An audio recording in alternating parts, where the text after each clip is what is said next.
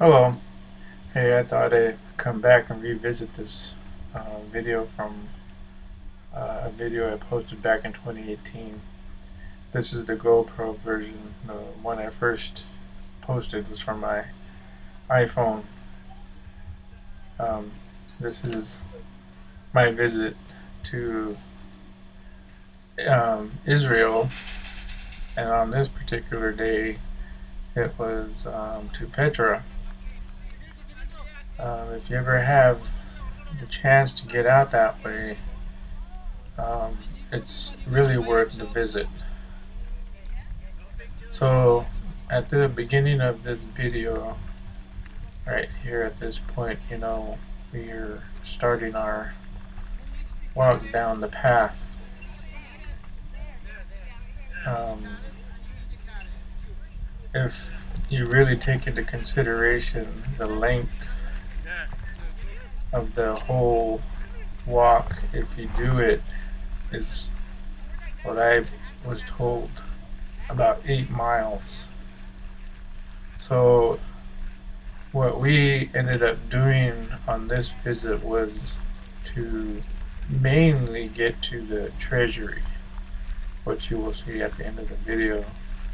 But everywhere in between, um, it was something to see, something to experience. And a lot of the features are natural, but some of the dwellings and carvings were man-made. Your main transportation, if you don't walk, are the mules that are attached to like a buggy slash carriage. After all, it is a long walk. Here, now, you're starting the descent into, it's like, I want to say I call it a valley, but it's more of a corridor um, with jutting rocks on both sides of you. Um, it's kind of, if you're not used to like tight places, some of the areas can get kind of close. But here in this shot, you can see that it gets wide, and you can look up into the sky and see what's kind of day you're having. There's my gimbal. There's the iPhone that I first posted. To your left, there's the water system that they ingeniously came up with to carry water from the top to the bottom for the treasury and beyond. The surface, which you're looking at, is more modern. It came in centuries later for more ease of access for people after it was discovered. It was lost for some time, Petra, and it was rediscovered. Petra was lost to time.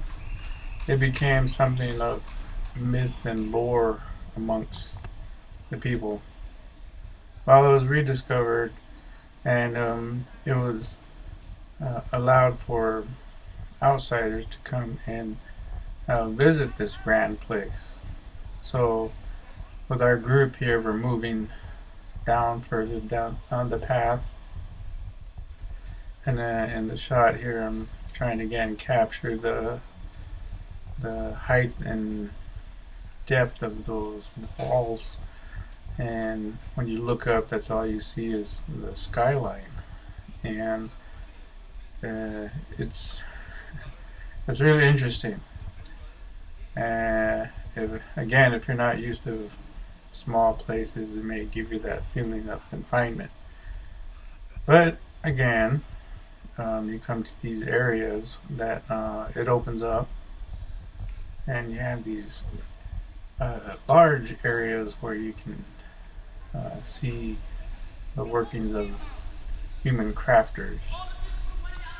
As we keep making our way down, there's that little boy trying to sell his card. Says, "Make my day," he said to the lady there. trying to sell stuff, you know.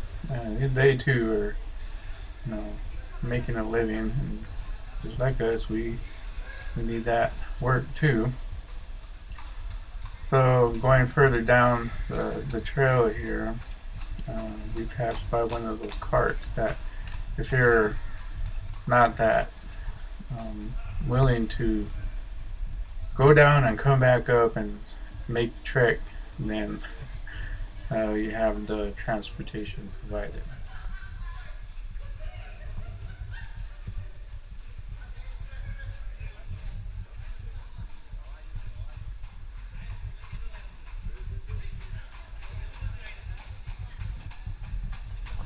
Coming up on this next clip, forgive me if I'm incorrect, it's been a while.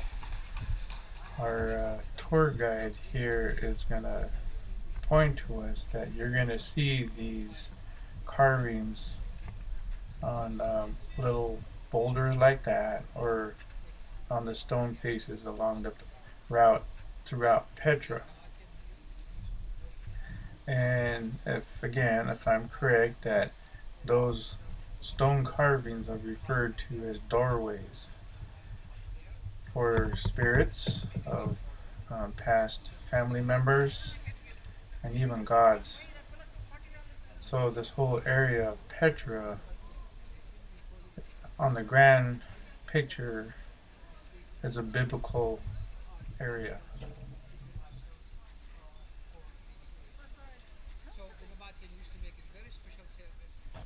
This rock formation is referred to as the elephant's head,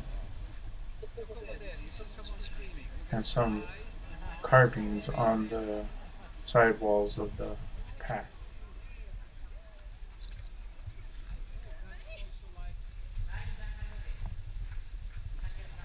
Yet another example of the steepness of the walls. They're vertical, at least in this shot, and skyline.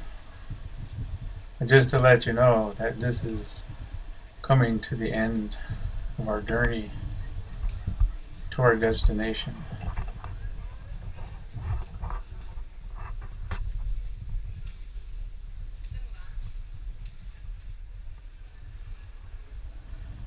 And the reward for our journey.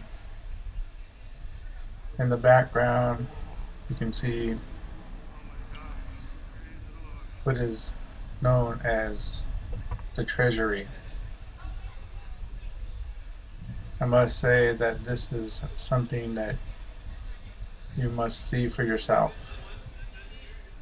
It's something to behold. At the time, I had no words. It's just that amazing. If you have the time to get out and travel to Petra, I highly recommend it.